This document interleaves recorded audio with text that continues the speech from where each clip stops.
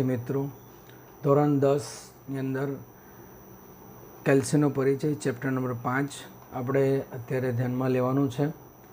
Chapter number 5 શું છે, કેલ્સીનો પરિચય શું છે એ ડિટેલમાં આપણને વાત કરીશું. પહેલું ઓપન ઓફિસની અંદર એક પાર્ટ છે. કેલ્સી એક સ્પ્રેડશીટ સોફ્ટવેર છે.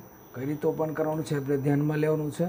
Spreadsheet, text document, spreadsheet, presentation, drawing, database, formula અને ટેમ્પલેટ, આવા અલગ અલગ પ્રકારના સોફ્ટવેર આપણને ઓપન ઓફિસમાં જોવા મળે છે. એમાંનો આપણે પાર્ટ જોવાનો છે ઓપન ઓફિસ સ્પ્રેડશીટ જોવાનો છે.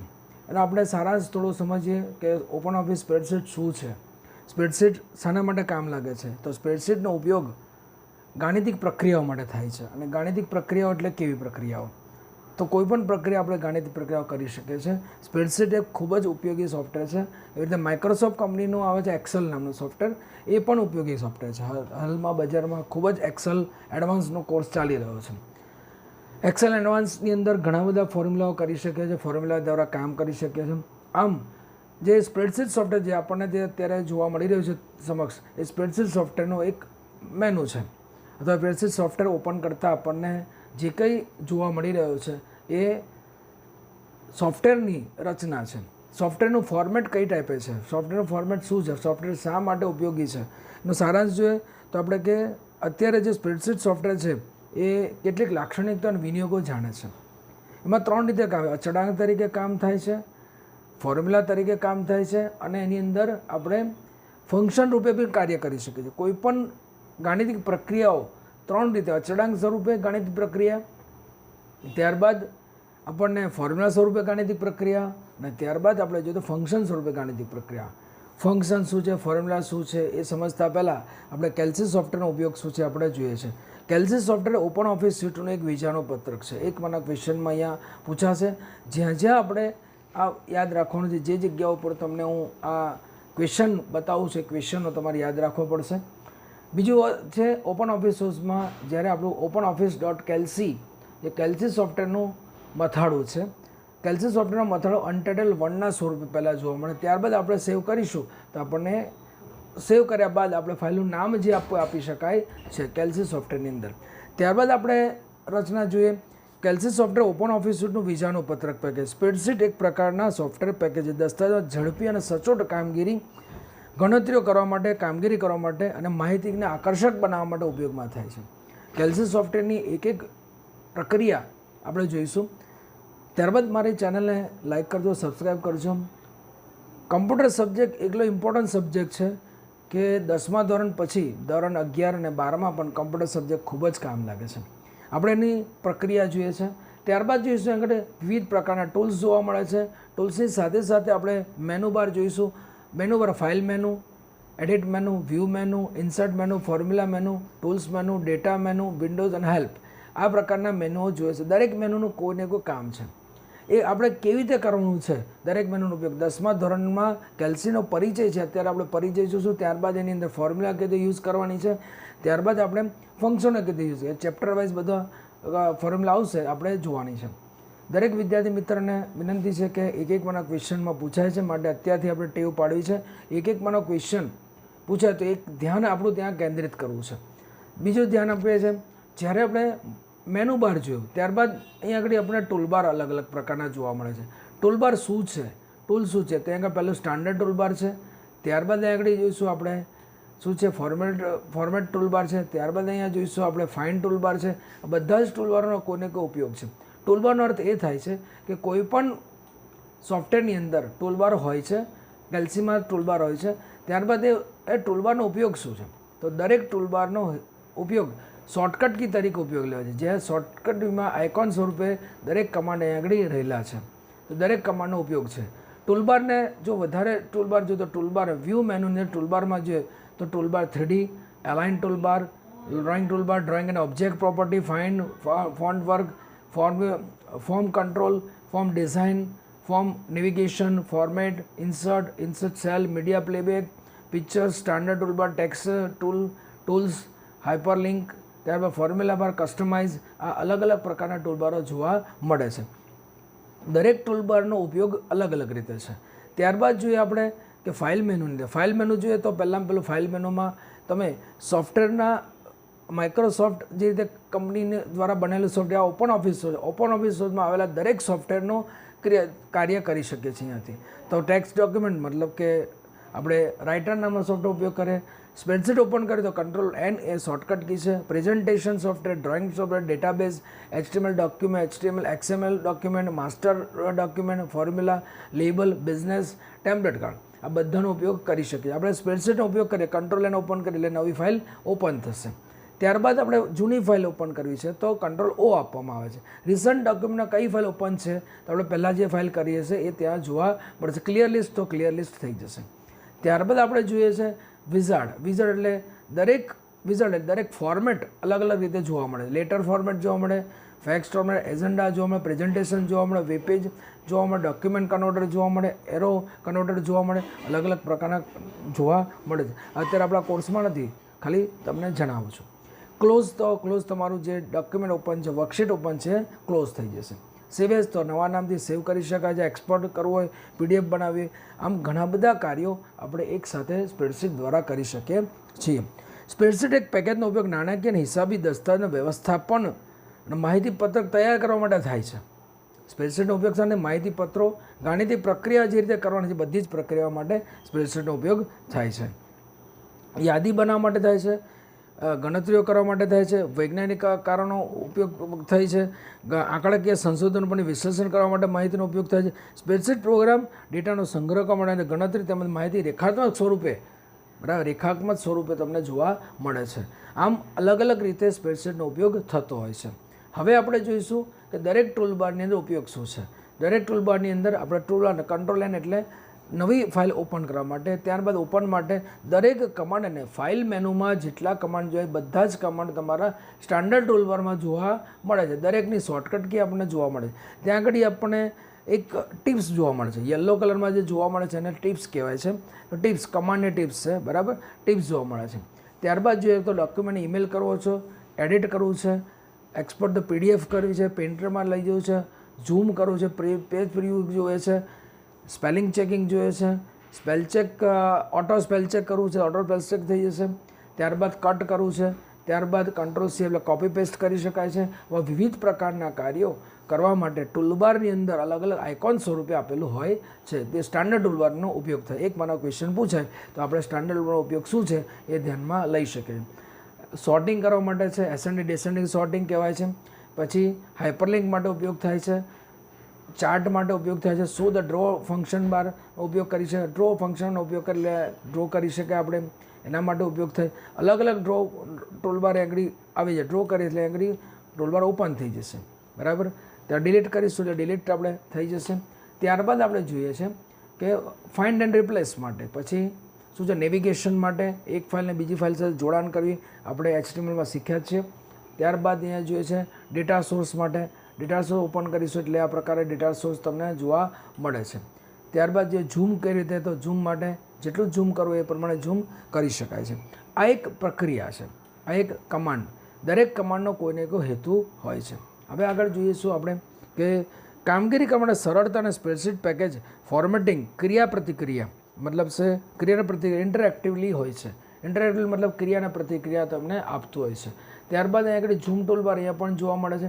જ્યારે તમારે સ્પ્રેડશીટને મોટી કરવી હોય તો કરી શકાય છે. સ્પ્રેડશીટની અંદર 1024 બરાબર આવા કોલમ જોવા મળે છે. રો 1,48,567ની ઉપર રો છે. ત્યારબાદ આપણે ધ્યાનમાં લઈશું દરેક ટૂલબારનો ઉપયોગ શું છે, દરેકનો ઉપયોગ શું છે, દરેક કેવી રીતે કાર્ય કરે છે આપણે સમજવાનું છે.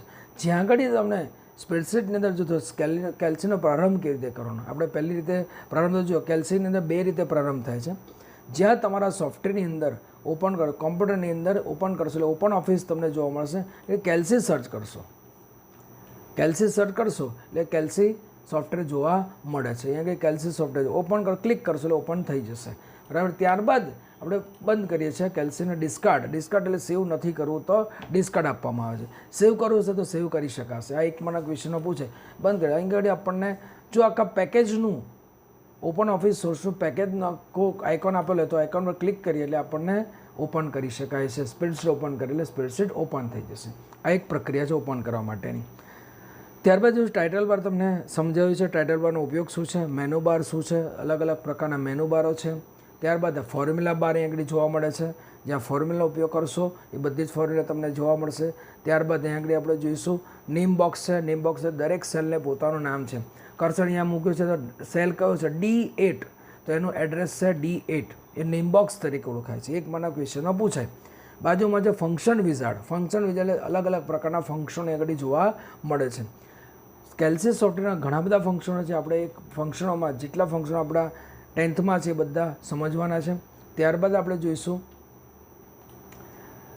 ઓટોસમ, અને ત્યારબાદ આપણે ઇક્વલ ટુ ફંક્શન. તો ફંક્શનની શરૂઆત ઇક્વલ ટુથી, ફંક્શન અથવા તો ફોર્મ્યુલાની શરૂઆત ઇક્વલ ટુથી થાય છે, ધ્યાનમાં લેવાનું છે. દરેક વિદ્યાર્થી મિત્રો બુક્સ વાંચે અને સોફ્ટવેરને પણ સમજે.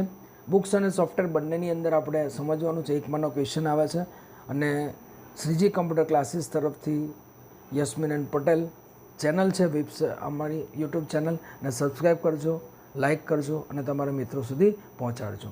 આપણને ખૂબ જ ધ્યાનથી દરેક મેનુનો એક એક પોઈન્ટ આપણે સમજવાનો છે. પહેલાં ટૂલ, ડેટા, વિન્ડો અને હેલ્પ આપણે જોઈએ મેનુ બારની અંદર. તો મેનુ બારમાં મેં તમને સમજાવ્યું છે, બરાબર છે. Menu bar new Windows open કરવા માટે આપણને વપરાય છે. ત્યારબાદ આપણે એડિટ મેનુ જોઈશું. એડિટ મેનુનો ઉપયોગ શું છે, દસ્તાવેજ સુધારા વધારા કરવા માટે એડિટ મેનુનો ઉપયોગ. કોપી પેસ્ટ જે કંઈ કરવાનું હોય છે, કોપી પેસ્ટ એ આપણે કોપી પેસ્ટ કરી શકીએ છીએ. ત્યારબાદ આપણે જોઈશું વ્યૂ મેનુ. વ્યૂ મેન્યુની અંદર શું આવે છે, view menu normal view, page break view આવશે, ટૂલ બાર જોવા મળશે, ફોર્મ્યુલા બાર જોવા મળશે, સ્ટેટસ બાર ઓપન કરી શકાય છે, column row open, value highlighting તરીકે વપરાય છે, કંટ્રોલ પ્લસ F8 છે, F4 ડેટા સોર્સમાં નેવિગેશન માટે. જેટલા ટૂલબારોની અંદર આપણને સ્ટાન્ડર્ડ ટૂલબારમાં જોતા જે આઇકોનો છે એ બધા જ આઇકોન આપણને શું છે ત્યાં જોવા મળે છે, ધ્યાનમાં લેવાનું. ત્યારબાદ આપણે જોઈશું એડિટ ઇન્સર્ટ મેનુ. ઇન્સર્ટ મેનુમાં બ્રેક જોવા મળે છે. ત્યારબાદ આપણે જોઈશું ઇન્સર્ટ મેનુની સાથે સાથે દરેક વિદ્યાર્થી મિત્રો મારા એક એક વાક્ય તરફ ધ્યાન આપે. કેમ કે આપણે એક એકમાંના ક્વેશ્ચનો પૂછાય છે. ત્યારબાદ રો ઉમેરવા માટે એન્ટર કરીને રો ઉમેરી શકાય છે, જ્યાં રો ઉમેરવાની છે ત્યાં કરી શકાય છે. ત્યારબાદ આપણે જોઈશું વ્યૂ મેનુની અંદર ટૂલબાર, ફોર્મ્યુલા બાર. આ કાર્ય ફૂલ સ્ક્રીન જોવો હોય તો ફૂલ સ્ક્રીન ક્લિક કરી એટલે ફૂલ સ્ક્રીન જોવા મળશે. એસ્કેપ કીનો પ્રેસ કરીશું તો ફૂલ સ્ક્રીનમાંથી આપણે નોર્મલ વ્યૂમાં આવી જઈશું, નોર્મલ વ્યૂની અંદર આવી જઈશું. ત્યારબાદ આપણે જોઈએ ઝૂમ, તો કેટલું ઝૂમ કરું છે આપણે menu zoom and view layout તમને જોવા મળે છે. આ એક સોફ્ટવેરને સમજવાની ક્રિયા છે. તો એક એકમાંના ક્વેશ્ચન મેં પૂછાય આપણે ધ્યાનમાં લો. તમને એક એકમાંના ક્વેશ્ચન પણ બતાવીશું અમારી ચેનલ તરફથી. સબસ્ક્રાઈબ કરજો, લાઇક કરજો, તમારા મિત્રો સુધી પહોંચાડજો. અને માજલપુરની અંદર મારો ક્લાસ આવેલો છે, શ્રીજી કમ્પ્યુટર ક્લાસીસ, અને ત્યાં આગળ તમારા મિત્રો આવી શકે, તેમને લાઇક કરજો, એમને પણ મોકલજો, બરાબર, ધ્યાનમાં લો. આજે બીજું. ત્યારબાદ ઇન્સર્ટ ટૂલબાર. ઇન્સર્ટ ટૂલબારની અંદર જોઈએ તો સેલ ++ સેલ ઉમેરવા માટે, cell shift down cell, right cell, રોની અંદર ઉમેર તો રો ઉમેરવા માટે એક રો ઉમેરવું હોય તો ઉમેરી શકાય છે. જ્યારે આપણે કાર્ય ચાલુ કરીશું, પ્રેક્ટિકલી બતાવીશું ત્યારે બી ધ્યાનમાં લેવાનું. રો ઉમેરવા માટે, કોલમ ઉમેરવા માટે, સીટ ઉમેરવા માટે. નીચે સીટ ટૂલબાર પણ જોવા મળે છે. 1 2 3 એટલે સીટ બાર છે. તો નવી સીટ ઉમેરવી હોય તમારે, સીટ પર ક્લિક કરવાથી નવી આફ્ટર કે બિફોર જે સીટ છે એનાથી આફ્ટર કે બિફોર ઉમેરવી છે તો આપણે ઉમેરી શકીએ છીએ. બિફોર ઉમેર તો ક્લિક કરીએ એટલે 4 નંબરની આપણને સીટ જોવા મળે છે. રાઇટ ક્લિક કરતાં સીટની અંદર ઇન્સર્ટ સીટ પણ ડાયરેક્ટ ઉમેરી શકાય છે, ડિલીટ કરી શકાય છે, રિનેમ આપી છે, મૂવ કોપી, ટેબ કલર આપવા માટે કલર ઉમેરી, તો જે કંઈ કલરની સીટ આપણે લેવી છે કલર ક્લિક કરીને ઓકે તો પર્પલ કલર જોવા મળે છે, ત્યાં પર્પલ કલરની સીટ જોવા મળે છે. રેકોર્ડિંગની અંદર તમે જોઈ શકો છો. ત્યારબાદ આપણે બીજું જોઈએ છે કે અલગ અલગ પ્રકારના સબ મેનુઓ છે. સબ મેનુઓની અંદર જે કંઈ આપણને આ રાઇટ એરો કી જોવા મળે છે, એરો કી દ્વારા એરો કીની અંદર આપણને કોઈને કોઈ કમાન્ડ જોવાલા મળે છે. અલગ અલગ જગ્યાએ અલગ અલગ હશે, બરાબર, ધ્યાનમાં લેવાનું. આપણે જે એરો કી છે પિક્ચર્સ, તો પિક્ચર્સ ફાઇલ ઓપન કરી શકાય આ રીતે.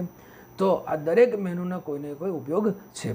એક મને ક્વેશ્ચનો પૂછાય પ્રિન્ટ માટે સંજ્ઞા હોય તો પ્રિન્ટ માટે જઈએ, પ્રિન્ટ મેનુ પર જઈએ તો પ્રિન્ટમાં જઈને પ્રિન્ટમાં જઈશું તો પ્રિન્ટ પીવું, કંટ્રોલ P આપે તો પ્રિન્ટ જોવા મળશે. આપણને પ્રિન્ટ આઉટ જોઈએ જ્યારે પ્રિન્ટર આપણી પાસે ઇન્સ્ટોલ હોય. અહીંયા આગળ મેં એપ્સન L3110 સિરીઝ આપેલી છે તો તમે પ્રિન્ટ આઉટ કરી શકાય છે. તો આ એક ધ્યાનમાં લેવાનું. ત્યાં ઘણી બધી ક્રિયાઓ કરી છે. ઓલ સીટ આપી તો ઓલ સીટ આપી શકાય. પ્રિન્ટ્સ ઓનલી સિલેક્ટેડ સીટ, પહેલી સીટ છે એ પ્રકારની સીટ તો સિલેક્ટ સેલ એકલાનું સિલેક્ટ કરી છે. ઓલ પેજ આપીએ તો જે પેજ તમારે પ્રિન્ટ આઉટ કરવું છે કરી શકાય છે. યાદ રાખવાનું, એક મને ક્વેશ્ચનો પૂછાય. દરેક વિદ્યાર્થી મિત્રોને વિનંતી છે કે મારા વિડીયોને લાઇક કરજો, સબસ્ક્રાઈબ કરજો, તમારા મિત્રો સુધી પહોંચાડજો અને તમારા વ્યૂ તમે આપતા રહેજો. અને ચેટમાં તમે મને દર્શાવજો કે આ ગાડી તમારે કઈ રીતે જોઈએ છે, તમારે રિવ્યૂ જોઈશે મારે. આગળ જોઈએ છે આપણે. ત્યારબાદ જોઈએ ફોર્મેટ ટૂલબારનો ઉપયોગ. ડિફોલ્ટર ફોર્મેટિંગ જે ડિફોલ્ટર ફોર્મેટિંગ છે, કંટ્રોલ M શોર્ટકટ કી છે. Cell control 1. રો અને હાઇટ કેટલી છે, હાઇટને લેવા માટે હાઇટ નાની મોટી કરવી તો કરી શકાય છે, હાઇડ કરવી તો હાઇડ કરી શકાય છે. શું કરીએ, કોલમનો ઉપયોગ કરીશું આપણે. તો વિથ કોલમની વિથ નાની મોટી કરવા માટે, સીટની વિથ રિનેમ આપવું છે, હાઇડ કરવી છે, સીટ કલર આપવો છે એ પણ કરીએ. પેજ પર ક્લિક આપીશું એટલે પેજની અંદર organiser, page, border, background, header, footer અને સીટ જોવા મળે. હેડર ફૂટર શું છે એ સમજાવીશું જ્યારે પ્રેક્ટિકલ આવશે ત્યારે પ્રેક્ટિકલમાં સમજાવીશું. અત્યારે આપણે ખાલી સમજવાનું છે, બરાબર. ત્યારબાદ જોઈશું લેફ્ટ એન્ડ રાઇટ સાઈડ. તમારા જે સીટ છે એનું આપણે લેફ્ટ એન્ડ રાઇટ સાઈડ આપી શકાય છે. ત્યારબાદ ટોપ અને બોટમ રાઇટ સાઈડ છે. ફર્સ્ટ પેજ, એક પેજથી શરૂઆત કરીશું. કોલમ અને રો હેડર આપી હોય તો આપી શકાય. પ્રિન્ટઆઉટની અંદર ત્યાં કોલમ હેડર આપી હોય તો આપી શકાય છે. ગ્રીડ આપીએ તો ગ્રીડ ત્યાં ક્લિક કરશો એટલે ગ્રીડ તમને જોવા મળે. ગ્રીડ એટલે કે નાની નાની, બરાબર. ત્યારબાદ આપણે જોઈએ છે ફોર્મેટની અંદર, બરાબર, ધ્યાનમાં લેવાનું છે સીટનો જે ઉપયોગ કર્યો, પેજનો ઉપયોગ કર્યો તે. આ ગ્રીડ આપણે નથી આપી તો ગ્રીડ કેન્સલ કરી દેવામાં આવે છે. કોમેન્ટ આપે તો કોમેન્ટ આપી શકાય છે. ડ્રો, ફોર્મ્યુલા, આ રીતે દરેક સીટનું ફૂટર, હેડર, કલર આપવો છે, બેકગ્રાઉન્ડ કલર આપવો છે આપણે તો બેકગ્રાઉન્ડ કલર પણ આપી શકીએ છીએ. જ્યાં લખાણ હશે ત્યારે આપણે બેકગ્રાઉન્ડનો ઉપયોગ કરી શકાય છે. ફોર્મેટ એની અંદર પેજ આપીશું, બરાબર. પેજમાં બેકગ્રાઉન્ડ કલર, તો એ બેકગ્રાઉન્ડ કલર પણ એ રીતે આપીશું. અહીંયાથી બેકગ્રાઉન્ડ કલર અહીંયાથી પણ આપી શકાય છે, જુઓ, બરાબર. ધ્યાનમાં લેવાનું. તમારા ફોન્ટને કલર આપવો હોય તો ફોન્ટને કલર જે આપવો હોય આપી શકાય છે.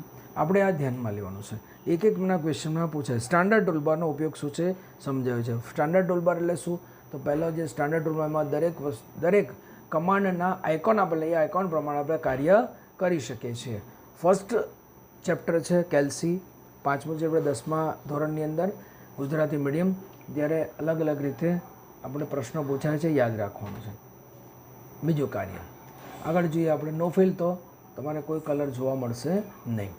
ત્યારબાદ આપણે જોઈએ છે ટૂલબાર. પછી ટૂલબારનો ઉપયોગ કર્યો. ત્યારબાદ ફોર્મેટિંગ ટૂલબાર. ફોર્મેટિંગ ટૂલબારનો ઉપયોગ શું છે?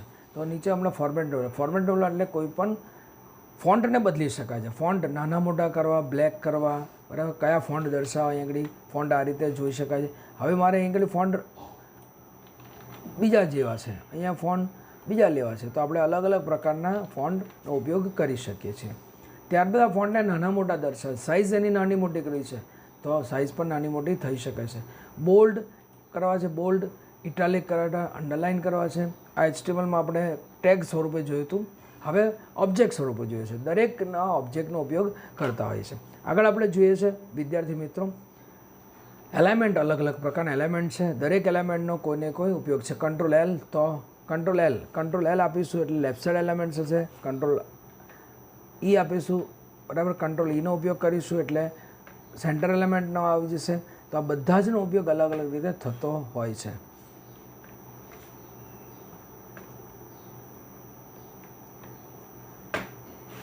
તો દરેકનો ઉપયોગ અલગ રીતે થતો હોય છે. ત્યારબાદ જો એલિમેન્ટ E, કંટ્રોલ E,